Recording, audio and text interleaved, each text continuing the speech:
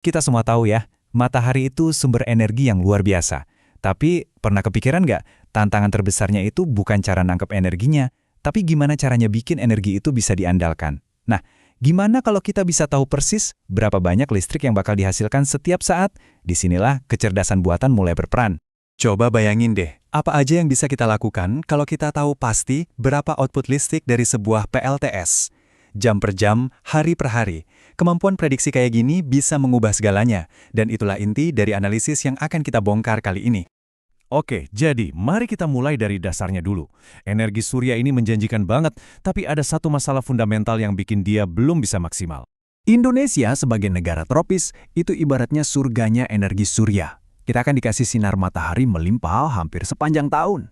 Potensinya itu, wah, gede banget buat nyediain energi bersih. Tapi disinilah masalahnya muncul. Sinar matahari itu kan nggak pernah konstan. Ada awan lewat sedikit aja atau cuaca tiba-tiba mendung, output listrik dari panel surya bisa langsung naik turun drastis. Ketidakstabilan inilah yang jadi tantangan terbesar buat ngatur jaringan listrik. Nah, disinilah machine learning masuk. Dalam proyek ini, kita bakal lihat semacam pertarungan antara dua pendekatan AI yang beda banget buat mecahin masalah prediksi ini. Anggap aja ini sebuah duel model AI. Di sudut pertama, kita punya regresi linier. Gampangnya, anggap aja ini kayak penggaris yang simple. Tugasnya cuma satu, nemuin hubungan garis lurus yang paling pas antara input dan output. Terus, di sudut kedua, ada random forest. Wah, kalau ini lebih mirip perkakas canggih serbaguna. Dia ngebangun ratusan pohon keputusan buat nangkap pola-pola yang jauh lebih rumit.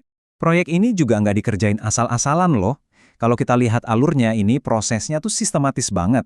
Mulai dari datanya diimpor, dibersihin dari data-data anomali, sampai modelnya dibuat dan dievaluasi. Ini pendekatan ilmiah biar hasilnya benar-benar bisa dipertanggungjawabkan. Jadi data yang ada itu kita bagi dua. Sebagian besar, 80% kita pakai buat ngelatih kedua model AI kita. Ngajarin mereka pola-pola yang ada di data. Sisa 20%-nya kita simpan buat ujian akhir, buat ngetes seberapa akurat prediksi mereka di data yang belum pernah mereka lihat sama sekali. Sekarang, kita sampai di bagian yang paling seru. Setelah kedua model ini dilatih dan diuji, hasilnya jujur agak di luar dugaan. Sebelum kita ngumumin pemenangnya, ada satu petunjuk kunci dari data. Ternyata, hubungan antara daya yang masuk dari panel surya, ini namanya arus DC, dengan daya yang keluar setelah diubah sama inverter, jadi arus AC, itu ngebentuk sebuah garis lurus yang nyaris sempurna.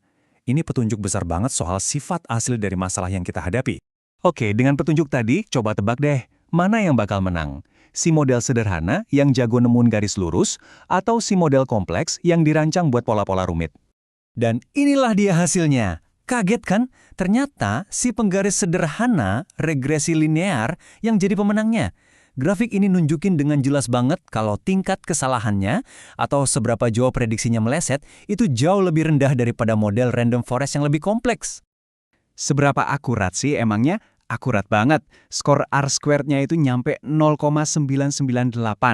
Angka ini tuh deket banget sama angka sempurna 1,0, yang artinya model ini bisa ngejelasin 99,8% variasi dalam data. Hampir sempurna. Jadi pertanyaannya, kenapa model yang simple ini bisa menang? Jawabannya karena masalah yang mau dipecahkan itu pada dasarnya emang sederhana. Proses fisik ngubah daya DC ke AC di dalam inverter itu sangat konsisten dan lurus. Jadi ya, model yang paling pas adalah model yang mencerminkan kesederhanaan itu juga. Terus, apa pelajaran yang bisa kita ambil dari duel AI ini? Ini lebih dari sekedar milih algoritma mana yang paling keren. Nah, ini intinya. Keberhasilan proyek ini bukan karena pakai AI paling canggih, tapi karena pemahaman yang mendalam soal datanya. Ini bukti kalau kita nggak bisa asal pakai alat yang paling kompleks. Kita harus pilih alat yang tepat untuk pekerjaan yang tepat. Dan ini nggak cuma berhenti di teori aja. Biar hasilnya bisa kepake, model yang menang ini langsung diimplementasiin jadi sebuah aplikasi web yang sederhana. Ini mengubah riset jadi alat yang fungsional. Cara kerjanya juga gampang banget. Pengguna tinggal masukin nilai daya DC dan AC saat itu, klik satu tombol, dan dalam sekejap, aplikasinya langsung nampilin prediksi hasil energi harian dan total energi yang udah dihasilkan. Praktis dan berguna banget. Jadi, lain kali kita menghadapi masalah baru, entah itu di bidang energi, bisnis, atau apapun, ada baiknya kita berhenti sejenak dan bertanya, apa kita beneran butuh alat yang paling kompleks, atau jangan-jangan, Kesederhanaan adalah kunci jawabannya. Ini pelajaran penting yang bisa kita bawa dari sini.